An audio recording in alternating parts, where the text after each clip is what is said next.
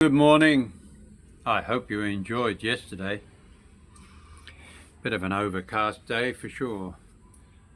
My thoughts go out to many of those suffered loss and hardship over in other islands of the Philippines over the last few days, caused by some pretty extraordinary uh,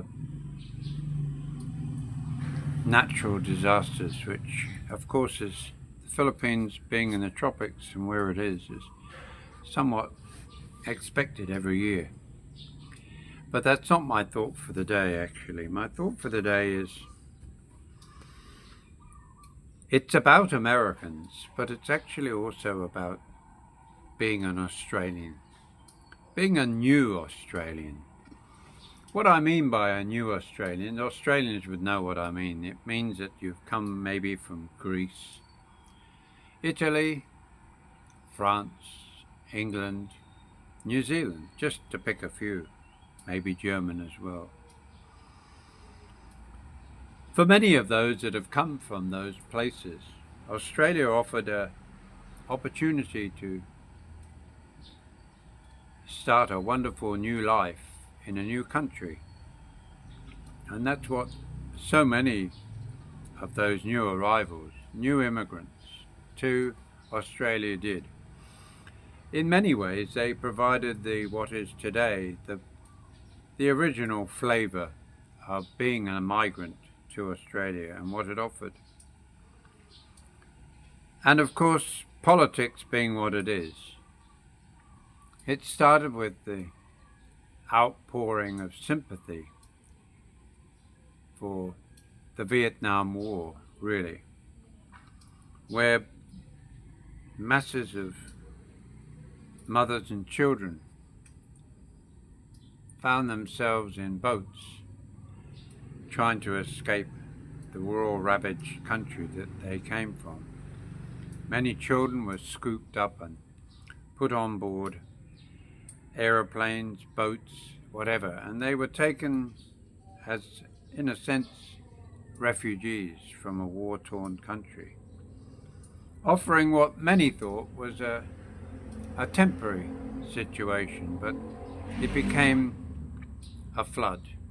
And as a result, the flavour of Australia changed overnight.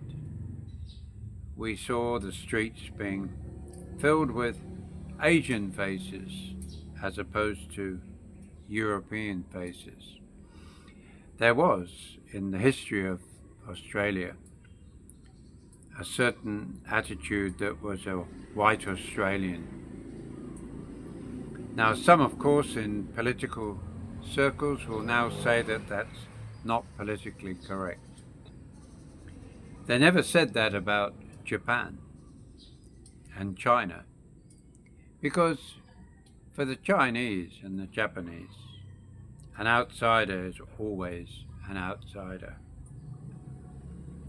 Just like here in the Philippines, an outsider is always going to be an outsider. Some of us can't live with that idea. Some of us try and block it out. They try and pretend it's not there.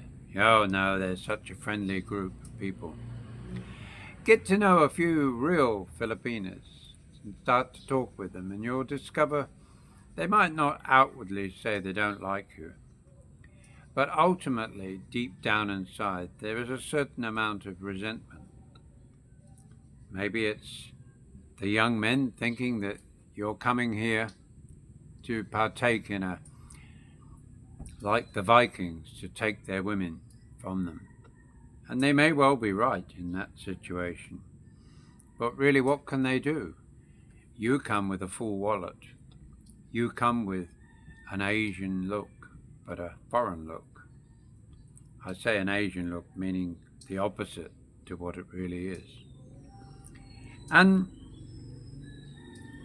I believe myself, having spent nearly 40 years in Australia in my own lifetime, maybe longer than that in total, but I feel that Australians, or should I say new Australians, are a new breed of wanderers around the world. They have left their home, they've said goodbye to family and friends, and they've started a new life, a new beginning from grassroots up in a place called Australia, or maybe New Zealand. Some went to Canada as well. But what happened is that I believe it taught us a certain amount of sustainability, the ability to adapt very quickly or plummet to the ground very hard. The majority of those that did go to settle in Australia or New Zealand and Canada made the best of it, and they became the backbone of the new Australia that so many of us love and remember. But for Americans, oh, I knew you'd wait for that one. For Americans, hopping on a plane and saying I've spent time here, 2 or 3 weeks, maybe a few months, on deployment maybe, that doesn't actually add up to the same concept of what I'm talking about. You came with your burger bars, you came with your wallets full of US dollars. You had your R&R on board, or should I say on shore leave, and you got to know the locals. Now, is that really understanding the Philippines? Is it really understanding what life is really like here in the hovels of a back street while you get your rocks off and have a memory of the beautiful women and the wonderful culture that you so absorbed? I don't think so. You know, there's many a Englishman or an Australian has served overseas in different countries as well. Do they come back with the great knowledge of those countries they served in? I doubt very much they do. They have a fondness, maybe, of some of the locals they met.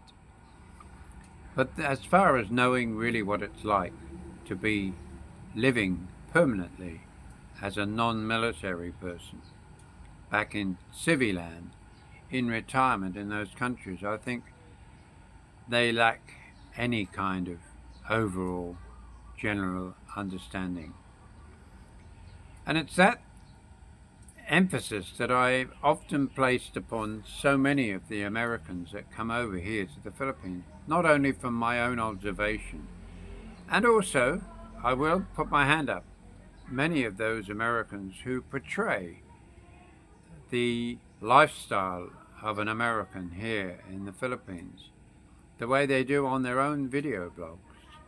You don't need to single anyone specifically out today, but the point that I'm making is that they come here with a cotton wool look at the world. They think that because their wallets are full, they have the gift of the gab, as they think. They search out their own kind to hang out with. That somehow that's the answer to living American style in another country. When most of us would realize that that's far, far from the truth. The truth is, unless we absorb, we embrace the way Filipinos live. We don't have to like their food every day. We don't have to like the way they look after their homes. Maybe have different homes that we've maybe spent time in. We visited them, where the roof is not connected to the ceiling, where they live in abject poverty. Well, that's not my lifestyle, and it wouldn't be my lifestyle for those around that I loved. I would try and make it as normal in my mind as possible for them to experience what life would be like without that in their lives. That's why I built a home. That's why I built it so Mozzies couldn't necessarily get in easily. Doesn't mean they don't come in, but it just lessens the chance. That's why we go out to a supermarket and buy something that will discourage bugs from being in a house. Of course, if you're a Filipino, you live with them every day.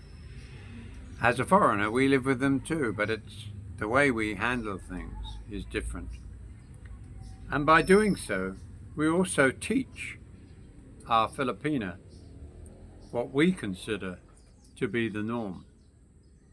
And that's where we go wrong in many ways. We sometimes need to step back and just see how they deal with things.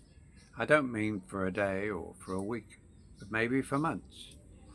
Until such time as you had enough and you think, well, look, darling, it's wonderful what you're doing, but how about we do this?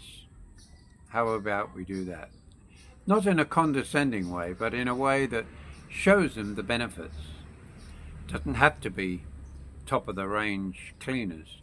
You can use good old mum and grandma techniques like vinegar, and you can use what's the other one? Baking soda. All these types of things can be used as a way of cleaning, sterilizing. Having diapers as a good example. You know, some people might think it's a bit old-fashioned to have a diaper, or should I say a nappy, made of material where you wash it and you leave it in a solution before you wash it, so that then you can wash and dry and hang up and reuse. You think how many thousands of pesos get wasted on